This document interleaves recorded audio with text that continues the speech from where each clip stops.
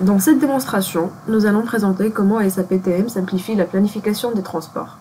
Imaginez un planificateur transport travaillant pour une entreprise qui fait sa production à Paris en France. Cette entreprise souhaite expédier les commandes de son client à Atlanta et doit donc planifier un transport multimodal. Avant de commencer la démonstration, il est important de rappeler que la fonction création des paquets calcule automatiquement le nombre de palettes nécessaires pour la quantité des produits à expédier. Maintenant, avec l'aide de la fonction consolidation, il est facile de déterminer le nombre et la taille des conteneurs nécessaires pour le transport, compte tenu des coûts et du temps de livraison. Puis, en utilisant les réseaux de transport et les horaires, nous allons trouver la meilleure combinaison pour transporter ces conteneurs. SAPTM dispose aussi d'une fonction de sélection des transporteurs qui permet de faire le choix du transporteur le plus adapté aux besoins de l'entreprise. Cette fonction ne sera pas utilisée dans cette démonstration car cette dernière sera limitée à la planification du chargement et du transport. Le cockpit de transport est un outil très flexible et personnalisable selon les besoins de l'utilisateur. Dans notre exemple, il est divisé en 4 parties.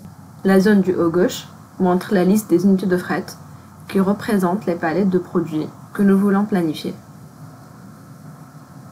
Et comme nous avons mentionné précédemment, le système a construit automatiquement les palettes en se basant sur la règle déjà fournie. Dans cette partie, nous pourrons trouver également les sites de chargement et déchargement, les dates de livraison et les poids, les volumes, etc.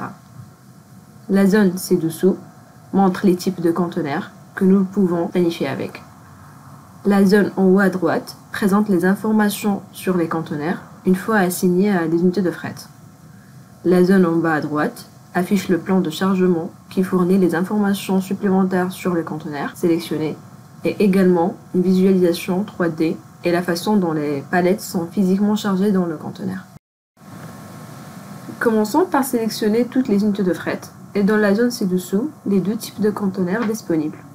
Dans ce scénario, nous avons opté pour 2 types de conteneurs, un de 40 pieds et un autre de 20 pieds.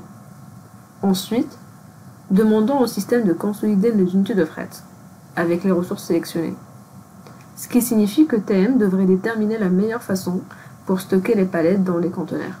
Notez bien que le statut de l'unité de fret est représenté par les icônes.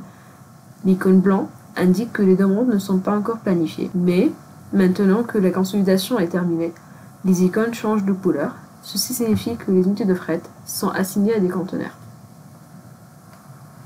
Le système suggère l'utilisation de 4 conteneurs de 40 pieds. En cliquant sur l'un, nous pouvons voir que son utilisation n'est que 64%. À travers la vue du haut, comme nous pouvons le constater, il y a un peu d'espace vide. C'est le même cas pour tous les autres conteneurs. La disposition adoptée par le système est due aux règles que nous avons choisies. Nous lui avons demandé de charger les palettes droitement uniquement. Néanmoins, il est facile de changer les paramètres du plan de chargement.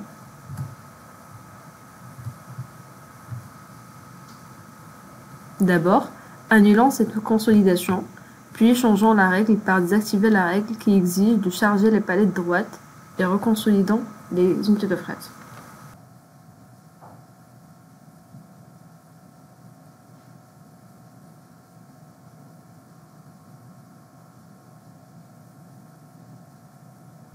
Maintenant, seulement 3 conteneurs de 40 pieds sont utilisés. Ils sont tous chargés à 79%, avec des palettes rangées en hauteur dans le sens du trajet, consistant ainsi à une meilleure utilisation de l'espace. En changeant la règle du chargement, nous avons augmenté le taux d'utilisation des conteneurs et donc réduit le nombre des conteneurs, ce qui a permis d'économiser une somme importante d'argent. Mais que se passe-t-il si le fournisseur ne peut fournir qu'un seul conteneur de 40 pieds et plusieurs de 20 pieds? Dans ce cas, il est nécessaire de mettre à jour les paramètres de planification afin que le système puisse refaire la consolidation. Cliquons sur Annuler et allons dans la boîte de dialogue pour changer les paramètres de planification. Sélectionnez cette option pour définir la limite du nombre de ressources disponibles par type d'équipement. Quand la consolidation est lancée, cette boîte de dialogue s'affiche. Elle permet ainsi de spécifier le nombre de ressources. L'étoile indique qu'il y a un nombre infini de conteneurs de 20 pieds, mais pour les conteneurs de 40 pieds, Nous allons spécifier qu'il n'existe qu'un seul. Validons et laissons le système refaire la consolidation. Nous pouvons voir que le système a utilisé seulement un conteneur de 40 pieds et les autres conteneurs de 40 pieds ont été substitués avec 5 conteneurs de 20 pieds. Maintenant, notre besoin en conteneur est défini. Nous pouvons décider de la meilleure façon pour transporter de Paris à Atlanta, ce qui impliquera du transport routier et une traversée maritime. Pour ce fait, le système sélectionnera automatiquement la meilleure combinaison de ressources. Dans un premier temps, sélectionnons une disposition du cockpit de transport plus adaptée à la tâche visée. Sur la gauche, nous avons les 6 conteneurs que nous avons besoin de planifier. En dessous, le système nous affiche les horaires maritimes et la liste des voyages associés.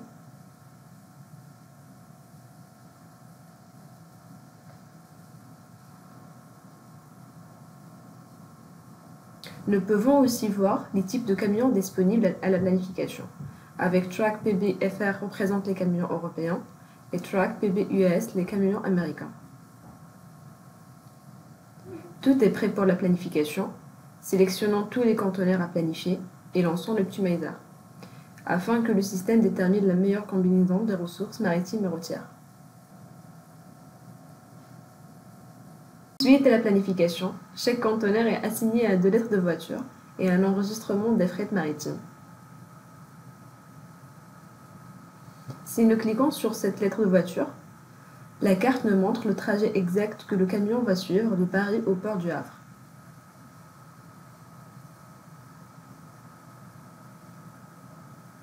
Si nous voulons voir quels conteneurs sont assignés à cette lettre de voiture, nous cliquons sur l'onglet Synthèse. Et remarquons que nous avons un conteneur de 20 pieds, ce qui signifie que le camion assigné ne prendra qu'un seul conteneur. La lettre de voiture suivante contient un conteneur de 40 pieds, et le camion attribué possède la même capacité. L'enregistrement des fret maritimes indique que tous les conteneurs sont assignés au même navire et partiront du même port. Après avoir planifié les unités de fret en désordre de fret, on sauvegarde. L'étape suivante sera de sélectionner les transporteurs et de calculer les charges. Le point fort de SAPTM est que chaque étape manuelle dans le cockpit de transport peut être automatisée, y compris l'élaboration des paquets, la consolidation et la sélection du transporteur. Pour un planificateur, il suffit d'automatiser le tout et de vérifier avant de valider. Pour plus d'informations sur les différentes fonctionnalités de SAPTM, veuillez contacter l'équipe Intelligence France.